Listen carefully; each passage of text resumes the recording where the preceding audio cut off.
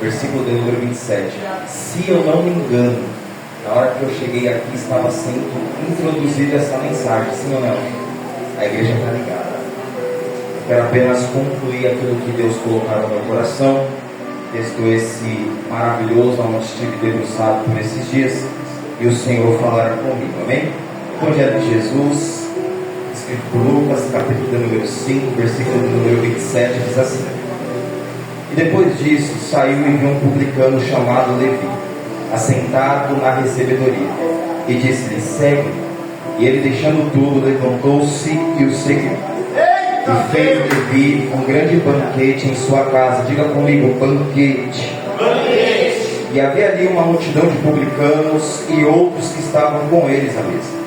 E os escribas deles e os fariseus murmuravam contra os seus discípulos, dizendo: por que comeis e bebeis com publicanos e pecadores? E Jesus respondendo disse-lhes: não necessitam de médico o que estão sãos, mas sim os que estão enfermos. Eu não vim chamar o justo, mas vim para os pecadores. Vim chamar os pecadores ao arrependimento. E você diz amém. Amém. Queridos, o bom de pregar em igreja que gosta de Bíblia é que os irmãos têm uma unção diferente, né, pastor Jesus? Olhe para cá, prometo ser muito breve nas minhas palavras. Queridos, quando nós lemos o texto de Lucas, principalmente no seu capítulo de número 5, fica evidente que é o capítulo de transformação, onde Jesus ele pega pessoas em situações destruídas, ou de frustrações, ou de enfermidades, e a partir dessa situação e deste cenário, Jesus ele se encontra, e ao encontro com Jesus, passa-se a ter uma transformação sobre a vida deste ser. Haja vista que o texto vai dizer que Pedro estava pescando, e a Bíblia diz que quando ele teve encontro com Jesus, Jesus fez dele um pescador de homens. Quando o leproso se encontrou com Jesus, ele apenas queria ser limpo, e Deus ele deu muito mais do que ele precisava.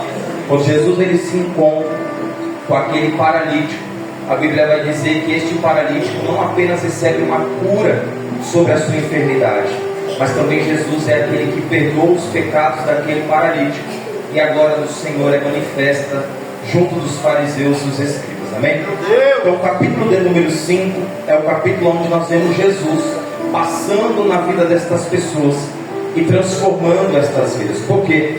Porque Jesus é aquele que, quando ele passa sobre as nossas vidas, quando ele entra no nosso cenário, quando passamos a servir a este Jesus, a nossa vida nunca mais é a mesma, a nossa família nunca mais é a mesma, o nosso lar nunca mais é o mesmo. Por quê?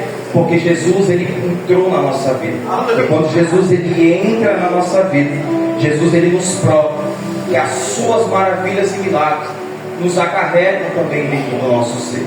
Então Jesus é aquele que durante o teu ministério ele coloca provas inefáveis de que ele é o Salvador da nossa vida.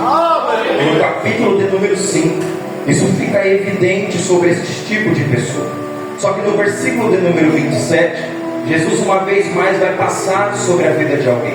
Eu disse para os irmãos, quando Jesus passa através da nossa vida, quando ele entra no nosso ser, a nossa vida nunca mais é a mesma.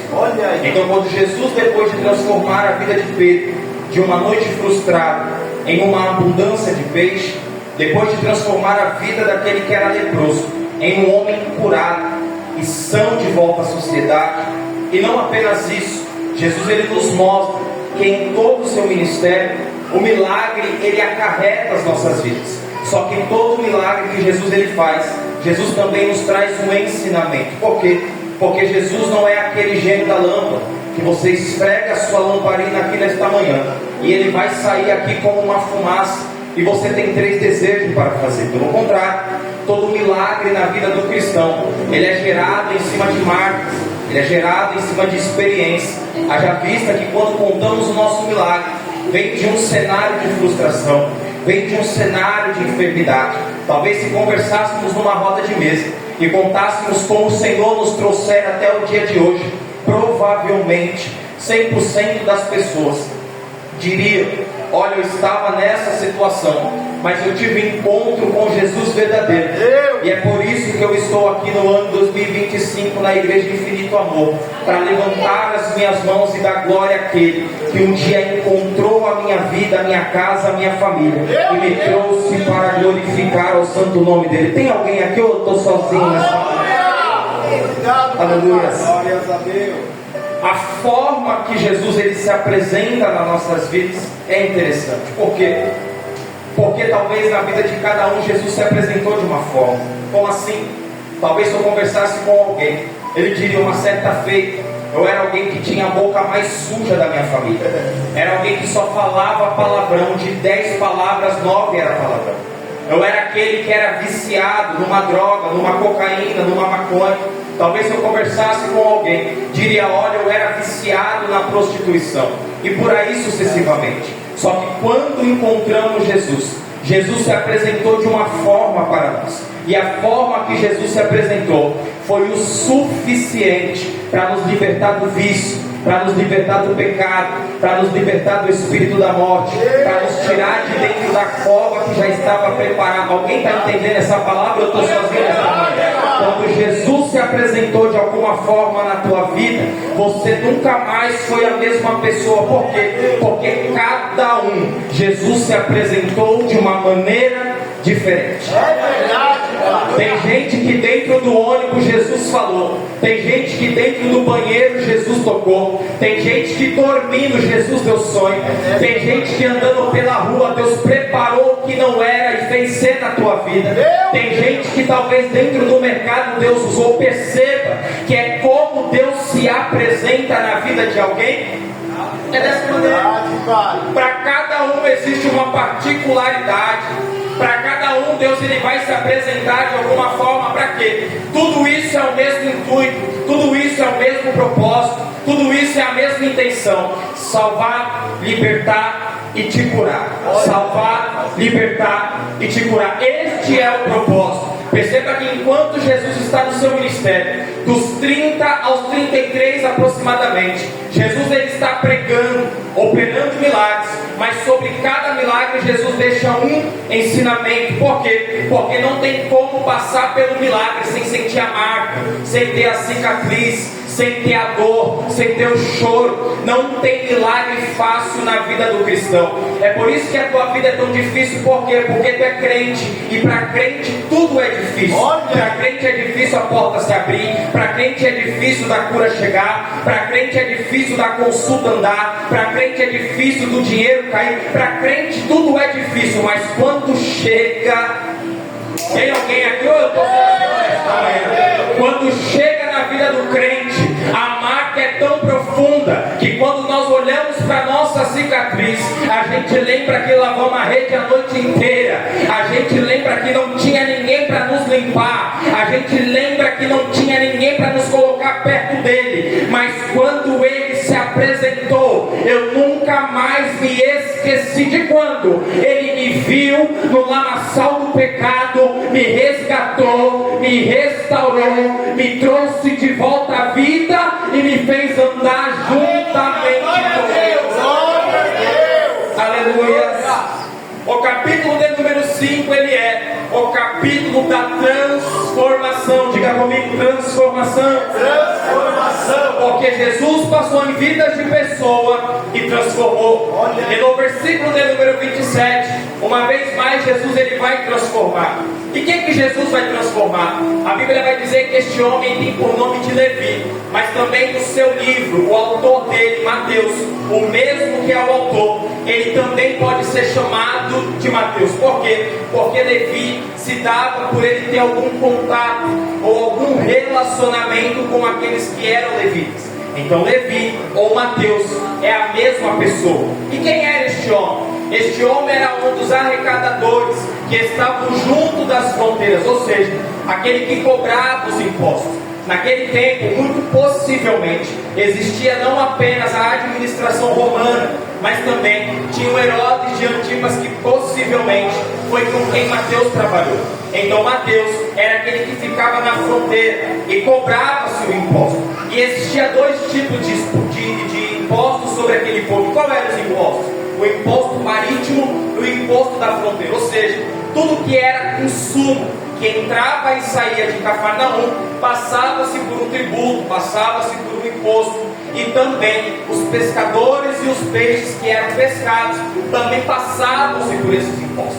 Então por que os publicanos, eles estavam fazendo esse tipo de serviço? Esses publicanos faziam esse tipo de serviço para poder lucrar em cima dos impostos indevidos desses insumos e desses materiais que entravam e saíam sobre Cafarnaum. Ou seja, o que enriquecia a vida dos publicanos não apenas era o seu trabalho justo, mas também o trabalho injusto. Ou seja, eles cobravam a mais daquilo que lhe era necessário. Então tudo que entrava e saía de Cafarnaum era se cobrado imposto em cima daquilo, amém? Então quando Mateus está na alfândega, está ali sobre aquela fronteira, a Bíblia vai dizer que Mateus está enriquecendo. Eu vou chamar de Mateus para ficar mais confortável. Queira chamar de Levi ou Mateus, para ficar confortável para nós entendermos de quem nós estamos falando, eu vou chamar de Mateus, amém? Então Mateus está recebendo tudo aquilo que não é devido. Por quê? Porque o publicano, ele era visto pelos judeus como aquele resto da sociedade. Por quê? Porque como eles cobravam os impostos indignamente, então eles eram excluídos da sociedade. Para os judeus, eles tinham que ser tratados numa zona de quarentena. Por quê? Porque esses homens eram pecadores diante dos judeus. Então Mateus, diante da fronteira, era passado-se para ele os impostos, cobrado em cima daquilo que não era devido, e Mateus ia enriquecer. Haja vista que o texto no seu completo dele, ele vai dizer que Mateus ele faz um banquete a Jesus. E esse banquete vai deixar bem claro que este homem era abastado de muitas riquezas. Por quê? Porque só se faz banquete àqueles que tinham condições. Até porque naquele tempo de Jesus havia-se uma sociedade de pessoas que eram mais plebeus, pessoas mais humildes, pessoas mais pobres naquele tempo. Mateus não. Mateus era uma pessoa rica. Mateus era uma pessoa que tinha dinheiro. E perceba que enquanto Mateus não encontra Jesus, Mateus está enriquecendo e se alegrando com aquilo que não é devido. Mateus está enriquecendo e se alegrando com aquilo que não é devido. Mas uma certa feita Jesus está passando. E quando Jesus está passando nas margens de Cafarnaum, a Bíblia vai dizer, e não eu, que Jesus olha para este homem, contente, alegre, que é rico, só que não era próspero. Por quê? Porque prosperidade não tem a ver com dinheiro. Repito, prosperidade não tem a ver com dinheiro. Por quê? Porque tem muita gente rica aí, pastor Jefferson, mas não consegue sentar na mesa. Tem muita gente que é rica, mas não consegue abraçar o filho. Tem muita gente que é rica, mas não consegue dizer eu te amo para a esposa. Tem muita gente que é rica, mas na verdade é pobre. Tem muita gente que se acha rico, mas não sabe o valor de uma mesa, não sabe o valor da comunhão, não sabe o valor de estarmos reunidos nesta manhã congregando ao Senhor. Porque é rico apenas na forma monetária, mas é pobre de espírito. Então, prosperidade não tem a ver apenas com dinheiro, pelo contrário, prosperidade é ter tudo aquilo que o dinheiro não pode comprar. Eu estou pregando para pessoas nesta manhã que talvez você não tenha abastança dentro do teu lar, em dinheiro, que eu digo, em ouro, em prata, pelo contrário, mas você sabe o que é uma mesa. Você diz eu te amo para o teu filho, o teu filho olha para você e diz eu te amo, pai. Tem gente que é próspera e não sabe, reclama da vida que tem. Por quê?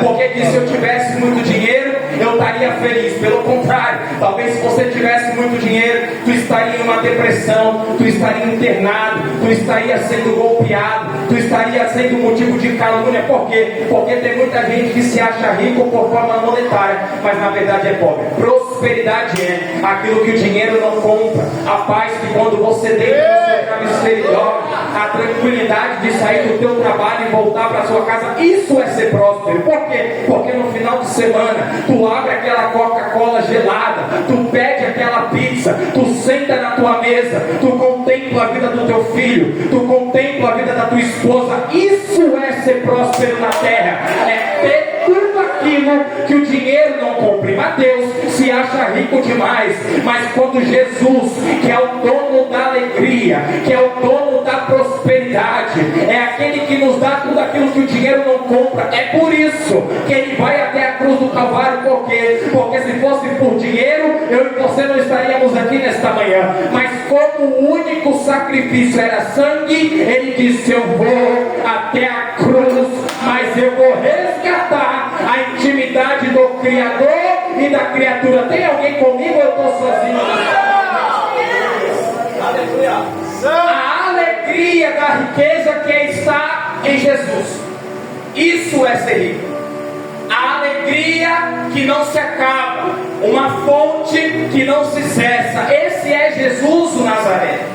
Porque a nossa maior alegria não é quando nós compramos uma casa, um carro, porque tudo isso a Bíblia vai dizer, ele não leu, que a traça e a ferrugem um dia vai tomar conta. Mas a maior alegria que nós podemos ter é quando ele nos viu numa situação deplorável, aonde pessoas não conseguiam nem olhar para a gente com um olhar de amor, nos resgatou, nos trouxe para perto dele, nos deu banho de misericórdia, trouxe veste, trouxe anel, trouxe sandália. O que é isso? É ele que nos trouxe uma abastância de alegria. Eu creio nessa palavra. Jesus passa pelas margens de Cafarnaum e olha Mateus e diz: segue. Parece ser uma palavra muito simples, parece ser uma palavra que não tem muito sentido, porque Jesus está apenas convidando ele. Jesus não está tentando convencer. Jesus não está dialogando com Mateus dizendo: olha, se tu me seguir amanhã, a tua casa será apartamento, o teu apartamento será triplex. Porque é isso que muita gente promete. Tem gente que convida você para vir para a igreja. Por quê? Porque você vai para a igreja porque amanhã tu vai ser um bilionário. Vai para a igreja porque amanhã o Senhor vai te fazer ser o homem mais rico desta terra. E a gente vai prometendo para as pessoas, dizendo: vai lá, porque Jesus é assim, porque Jesus é assado. Mas no final das contas não é nada disso.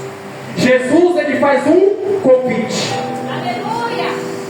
Aí quem convence? O Espírito. É verdade, Pai. É por isso que tu está tentando falar demais para o teu filho vir, ele não vem, porque tu está tentando convencer ele na lábia. Deixa o Espírito convencer. Quer ver teu marido na igreja? Se posicione, tenha postura, mas deixa o Espírito convencer. Jesus faz um convite. Mateus, segue. E o que é esse segue?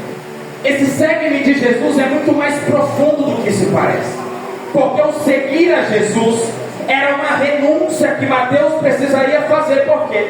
Porque andar com Jesus, uma certa feita ele disse aos seus discípulos: andar comigo é alguém que não tem a cabeça para reclinar, é como as raposas que não têm um covis para poder descansar. Andar com Jesus é um pouco mais diferente, Mateus. Por quê? Porque tu enxerga alegria nas coisas poucas, tu enxerga alegria nas coisas pequenas, mas tu vai andando e caminhando, andando e se alegrando, andando e vendo essa fonte que é Cristo. Andar com Jesus é muito mais do que apenas você ser um hobby, do que ser um estilo. Andar com Jesus, na verdade, é, melhor dizendo, um estilo de vida. Muito mais do que uma religião, muito mais do que as coisas que as pessoas vão prometendo e nada se cumpre. Andar com Jesus é mudar o jeito de viver.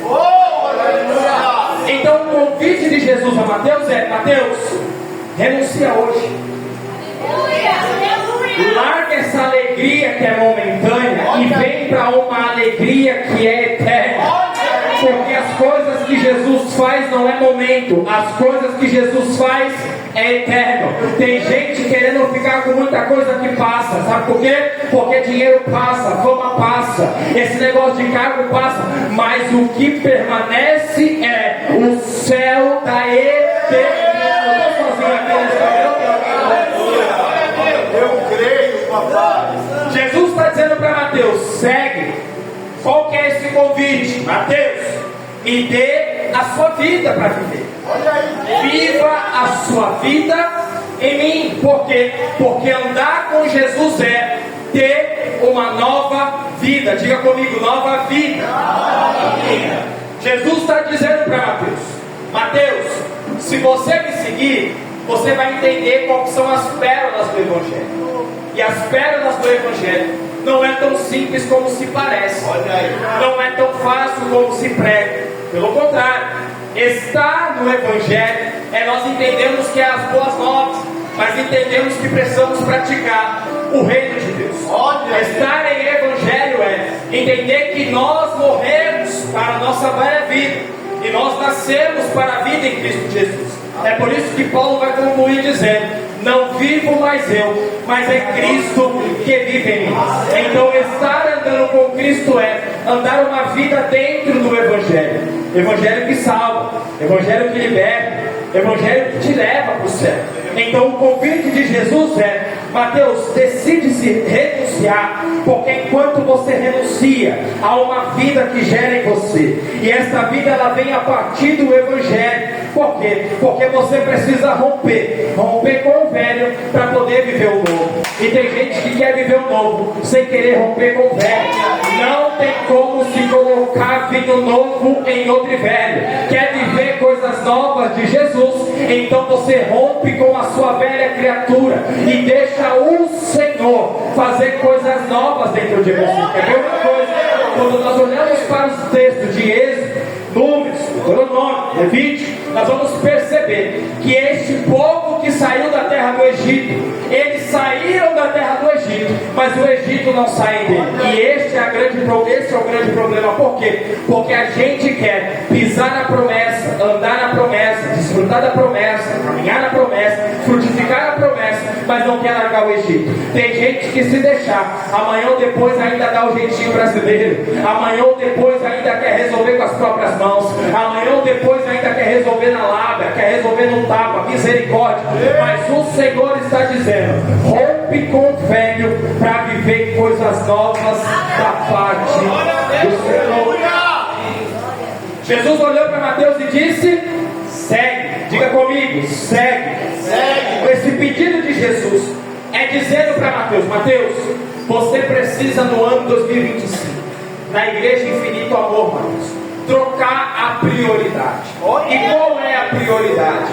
Prioridade não é o Verdão, prioridade não é o Tricolor, meu Deus do céu. Prioridade não é o Corinthians, prioridade não é o Santos, prioridade não é as coisas da terra, porque às vezes a gente prioriza as coisas da terra e esquece de priorizar aquilo que nos leva para o céu. Não que você não tenha que caminhar com Jesus, não que você não possa, pelo contrário, eu assisto também, não que você não possa fazer essas coisas, mas tem tempo certo. Meu Deus, é forte essa prioridade. E qual é a prioridade? Estar na casa de Deus, servindo ao Senhor, estar com Jesus, seja com a tua família, seja na mesa com os teus filhos. Mas Jesus precisa ser o centro da minha vida e da tua vida. Aleluia! Porque não dá para nós deixarmos Jesus de canto de mesa e dizer: Senhor, eu até vou, mas depois que eu concluir isso, aí eu vou. Olhe para cá. Tem uma história que contava que dizia que uma mulher foi chamada na sua juventude por Deus. E Deus dizia: olha, eu quero te chamar para uma grande missão. Mas ela olhava e dizia: Senhor, eu ainda sou muito jovem, eu gostaria de concluir a minha faculdade, fazer meus estudos. E Jesus assim faz, vai lá e conclui. Passa-se os anos, ela concluiu a faculdade, está próximo, está rico, está bem de vida. E aí Jesus chama ela de novo dizendo: e aí, agora é a hora que eu estou te chamando para fazer a missão. Mas ela fala: Senhor, agora que eu estou bem, eu queria só desfrutar um pouco daquilo que eu consegui com o meu suor. Aí Deus fala para ela: tudo bem, pode ir lá. Aí passa-se o tempo, ela desfruta daquilo que ela fez, daquilo que ela construiu com o suor do trabalho. E Deus mais uma vez aparece para ela dizendo: minha filha, eu estou te chamando. Só que ela diz: Senhor, agora eu já estou velha, só que eu queria ver os meus netos. Depois que eu ver os meus netos, já tive meus filhos, depois que eu tiver os meus netos, aí sim o Senhor pode me chamar. E assim Deus faz. Ela arruma o esposo, teve os filhos, teve os netos. Só que aí Deus aparece de novo. E quando Deus aparece de novo, ela já é uma senhora de idade, já não tem muita força nas pernas, já está bem debilitada na vida. E Deus fala para ela: minha filha, agora eu estou te chamando. Ela fala: Senhor, agora eu vou concluir tudo, agora eu vou. Aí tem uma montanha para ser subida, e lá no topo era a missão dela. E ela fala: Senhor, eu não consigo subir, porque eu já estou velha demais. Esse é o grande problema das nossas vidas, quando nós não damos prioridade para aquilo que o Senhor tem para conosco. Tem muita gente que se cansa, porque aproveitou tanto lá fora, e já não consegue mais agradar e se sentir servido aqui dentro. Tem muita gente que já consegue ter o paladar lá de fora, mas já não consegue mais ter o paladar aqui dentro. Mas Jesus está dizendo: Mateus, tu precisa me colocar no centro da tua vida. E Mateus aceitando, Mateus ele renuncia. Por quê? Porque a renúncia nunca pode ser motivo de tristeza para a tua vida. Renúncia nunca pode ser motivo de tristeza. Tem gente que fica chateado se Deus falar, não mexe no celular essa semana não. Tem gente que fica chateado se Deus falar, sabe aquele cafezinho? Tira essa semana. Tem gente que fica chateado quando Deus ele vira e fala, eu requero algo de você. Tem gente que fica triste, e renúncia não pode ser motivo de tristeza. Por quê? Renúncia tem que ser motivo de alegria. Porque quanto mais você renuncia, mais você cresce na presença de Deus. Quanto mais você renuncia, mais Deus te leva para a intimidade com Ele. Quem alguém acredita? Quando Jesus ele chama Mateus aceita o convite. Mateus abre mão da sua profissão. Mateus abre mão das suas riquezas. E agora passa a servir Jesus. E servindo a Jesus, a Bíblia vai dizer que ele não está contente apenas de receber o convite, mas ele também quer apresentar Jesus para mais pessoas. Mateus ele não está satisfeito apenas por receber um presente chamado salvação, mas não contente em receber um presente chamado salvação, ele volta para sua casa, anuncia para a tua família, anuncia para a sua sociedade, anuncia para os teus vizinhos, diz, olha, alguém passou em Cafarnaum nesta manhã, e talvez essa Cafarnaum se chame Infinito Amor, e Jesus está passando nesta manhã neste lugar, e enquanto ele está passando, ele está dizendo, Mateus, vem me seguindo, e alguém nesta manhã vai sair dizendo para o esposo, para a esposa, para o filho, para alguém que não veio nesta manhã, dizendo, olha, alguém esteve nesta manhã lá no Infinito Amor, e este alguém se chama Jesus, e ele me disse que quanto mais eu renuncio, mais ele faz coisas novas na minha vida. Por quê? Porque não dá para ficar satisfeito apenas em você receber um convite e não convidar alguém para conhecer Jesus. Meu Deus, é forte. Mateus está voltando para casa com alegria, deixou a profissão, já não é mais o cara da fronteira, está voltando para sua casa com alegria. E aí ele vai fazer o quê? Vai ficar triste porque Jesus falou agora que ele não vai ser mais cobrador de impostos? Vai fazer biquinho? Vai ficar chateadinho? Não, ele volta para sua casa com alegria e começa a preparar um banquete. O banquete simboliza a alegria que ele está tendo de ser convidado por Jesus. E é isso que nós precisamos entender. Como nós apresentamos Jesus às pessoas. Por quê? Porque tem gente que volta para casa dizendo, o culto hoje, olha só, misericórdia.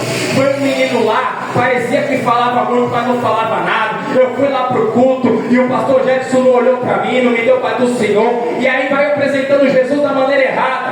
Volta para casa dizendo para o marido que queria vir, não vai não, porque o culto lá, olha, tá meio estreito. Como você apresenta Jesus? No meio dos seus amigos você diz o quê? Ah, Jesus, olha, esses crentes aí, meu Deus do céu, esse negócio de terno, de gravata, de roupa meio estranha aí, não é comigo não. Como que você apresenta Jesus? Olha aí, Mateus está apresentando Jesus aos publicanos com um banquete. olha aí.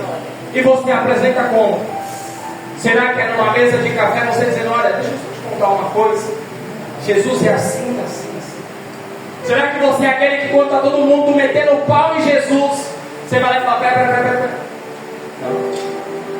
Ele não é nada disso que você tem. Olha. Como que é que você apresenta Jesus? Será que pelo seu status você vai lá e posta, Jesus é o caminho, a verdade, Como que você apresenta Jesus? Será que é pelo Instagram dizendo, olha, eu estive num culto nesta manhã abençoado, aonde Jesus falou que salva, cura, liberta e leva para o céu? Como que nós apresentamos a Jesus? É com banquete? Ou é falando mal mesmo e tudo bem? Porque nós deixamos as pessoas interpretar Jesus como elas querem. E aí cada um fala, eu acho que Jesus é um milagreiro aí. E uma vez Jesus também perguntou. Quando a Bíblia vai dizer em Mateus capítulo de número 16, Jesus está junto com os discípulos perguntando quem eles dizem que eu sou. Aí os discípulos começam a comentar o que eles ouviam do povo. Olha, um diz que o Senhor é Jeremias, outros dizem que o Senhor é Elias, ou algum dos profetas. Aí Jesus muda o intuito da sua pergunta e diz: e vós, discípulos, que anda comigo, come comigo, prega comigo, canta comigo, e vós, como vocês me apresentam? Como vocês dizem que eu sou? Aí Pedro, tomado pela presença do Espírito Santo, diz: eu sei quem tu és, e tu és o Cristo, Filho do Deus vivo. Porque quem sabe quem é Jesus não se engana com o que as pessoas lá fora dizem, mas sabe o que vivencia aqui dentro. Isso é para quem conhece Jesus. Quem conhece Jesus não se leva nas falácias que as pessoas acham dele. Não. Quem conhece Jesus sabe quem Ele é na sua vida e o que Ele fez por você. Aleluia. Aí Mateus vai fazer um banquete. E quando ele faz um banquete, Mateus não faz só para si, mas chama todos os publicanos. Ele vai apresentar Jesus. E não apenas apresentar Jesus, ele vai convidar o motivo da sua alegria. Por quê? Porque Mateus está sobre a mesa, junto com o banquete, e Jesus também está nela. E enquanto eles estão no banquete, Mateus está apresentando a alegria que é da salvação, a alegria que foi de renunciar à tua profissão. E todos estão ali comendo, todos estão ali se deliciando, todos estão ali aprendendo de Jesus, imagino eu. E aí do lado de fora da mesa tem os escribas e tem os fariseus perguntando: como é que pode, no ano de 2025, Jesus ele ainda continuar comendo com pecadores e publicanos? O que os judeus estão dizendo é: para nós ele é a escória do mundo, para nós ele é povo que não deveria nem ter banquete, para nós ele é povo que deveria ser excluído. Mas é isso que eu acho bonito. Por quê? Porque isso é a manifestação da graça. E olha o tipo de pessoa que Jesus resolve buscar. Olha o tipo de pessoa que Jesus resolve resgatar. Olha o tipo de pessoa que Jesus resolve comer na mesa. É quem não presta. É quem para o mundo já foi descartado. É quem para o mundo já não tem mais jeito. Tem gente olhando: esse aí era assim, essa aí era desse jeito. Mas graças a Ele, a graça dele nos alcançou, nos fez pastores, nos fez obreiros, nos fez nave da igreja, mas tudo para a honra e glória do Senhor. Olha o tipo de pessoa que Jesus escolheu. Meu Deus! Quem éramos nós há um tempo atrás?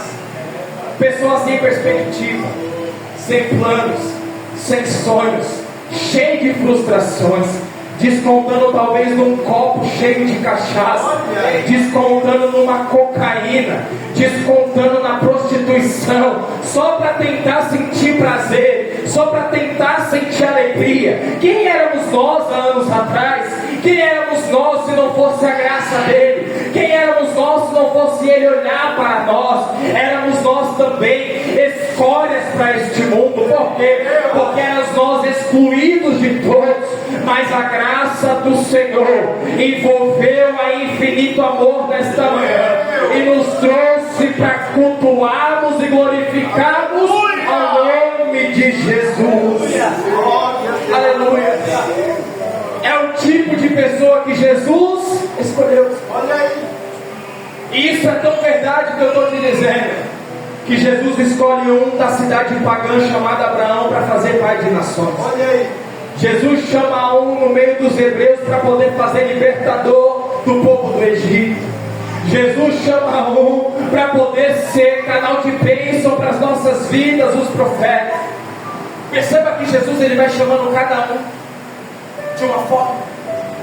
Perceba que cada um teve as suas frustrações, mas Jesus com a sua graça nos alcançou. Meu Deus! E tem gente que julga dizendo: mas não era drogado, mas não era prostituto, mas não era, ainda bem que era, porque hoje é salvo, é limpo, é remido e é feito para orar ao nome do Senhor. Aleluia. Cristo está sobre a mesa. E Cristo é o modelo para os publicanos. Por quê? Porque Jesus não está mostrando diferença para com aqueles que são pecadores. Por quê? Porque Jesus não faz acepção de pessoas.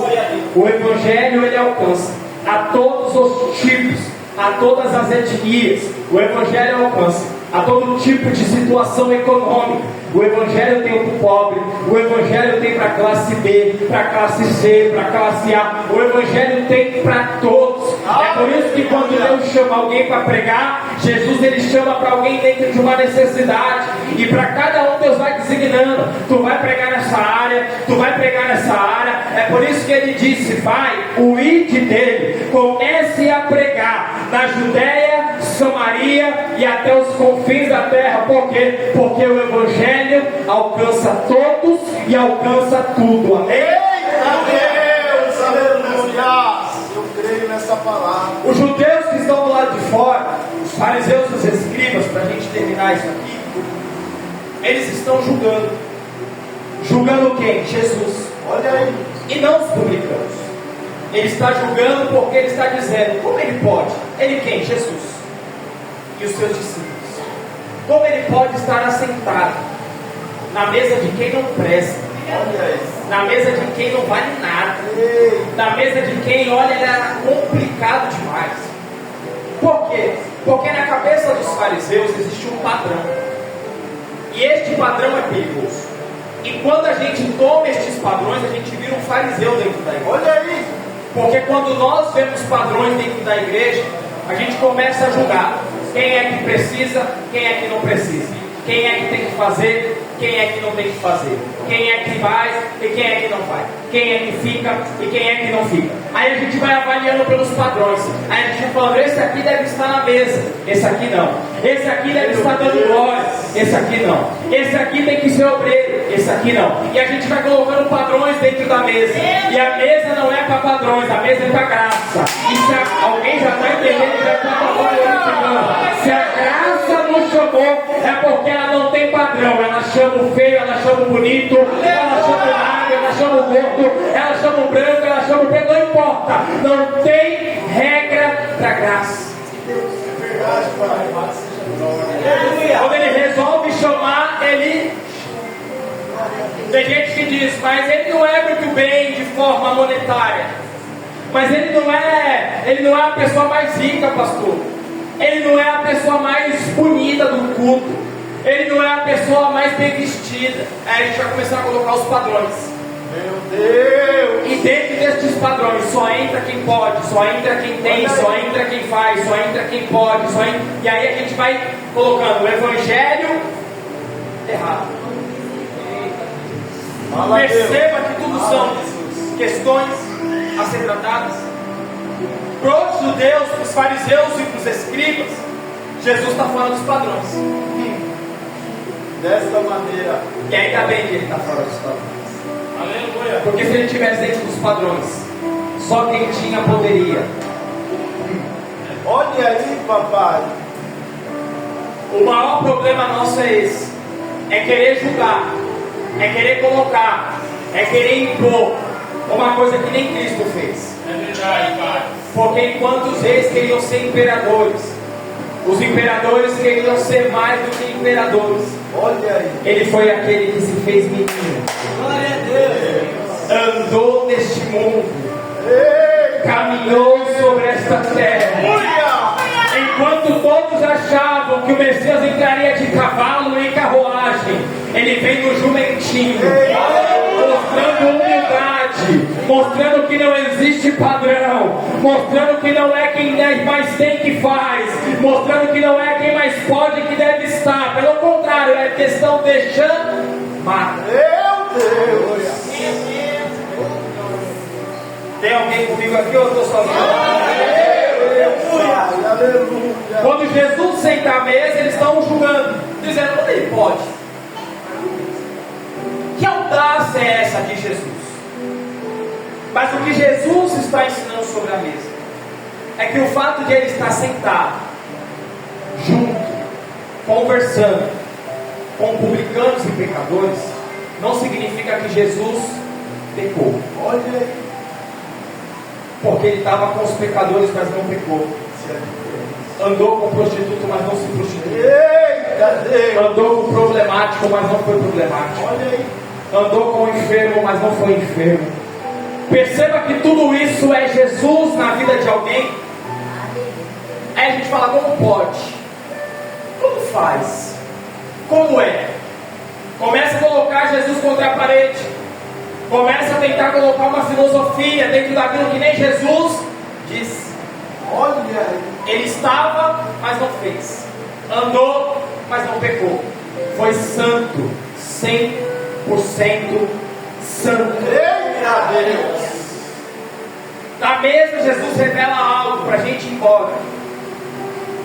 O que Jesus revela?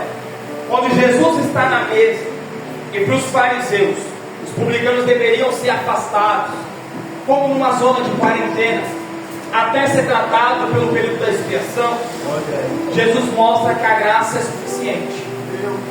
A graça é suficiente para poder mudar a tua vida.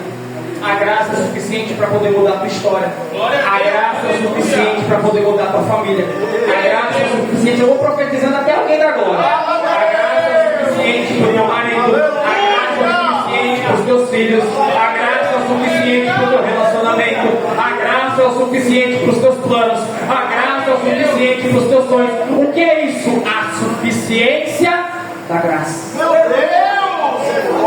Quando Paulo escreve aos Gálatas, os judeus estão incentivando os gentios a fazer a expiação de novo, fazer a preposição, como ele chama. Para quê? Para poder ser santo. Olha aí. Sendo que Jesus já havia anulado isso. No período da graça, isso foi anulado, porque só no Antigo Testamento era necessário. Aí Jesus mostra, através da vida de Paulo escrevendo aos Gálatas, que a graça era mais do que o suficiente. O problema é que a gente quer fazer tantos ritos, tantas coisas, para achar que isso é motivo de santidade ou algo do tipo. E aí Jesus está dizendo, a minha graça ainda é suficiente. Na mesa em que Jesus está, tem muito tipo de pessoa, mas também tem graça. Olha aí. É por isso que a igreja é diferente. Por quê? Porque na igreja a gente une o pobre com o rico, o feio com o bonito, o jovem com o idoso. Na igreja não tem essa. Meu Deus. Na igreja, da porta para dentro, todo mundo é ovelha. Olha. Da porta para fora, tu pode ser gerente, tu pode ser padrão, tu pode ser bilionário, tu pode ser trilionário, tu pode ser tudo que você quiser. Da porta para dentro, não, tu é ovelha. Meu Deus. Porque tem gente que entra dentro da igreja, para a gente terminar. E aí diz, mas pastor, eu sou, lá no meu serviço, eu sou o gerente. Aí tem gente que entra e diz, pastor, mas lá na minha família eu sou o tal. Não, mas lá entre meus amigos, eu sou motivo de respeito. Olha aí. E aqui dentro? Aqui dentro é uma ovelha. E ele é o nosso pastor. Pastor esse que não deixa nos faltar nada, como o salmista no Salmo 23 vai dizer. Ele não deixa faltar nada sobre a minha vida e sobre a tua vida. Ele é aquele que quando as ovelhas ouvem a tua voz, elas o seguem e caminham com ele. Tem alguém aqui nesta manhã ou eu estou sozinho neste lugar? Com a permissão do pastor Jefferson, a igreja se coloca sobre os seus pés. Nós queríamos louvar ao Senhor. É manhã de estarmos alegres com os irmãos. É manhã de podermos estarmos celebrando a Jesus. Eu queria convidar a vida da minha esposa.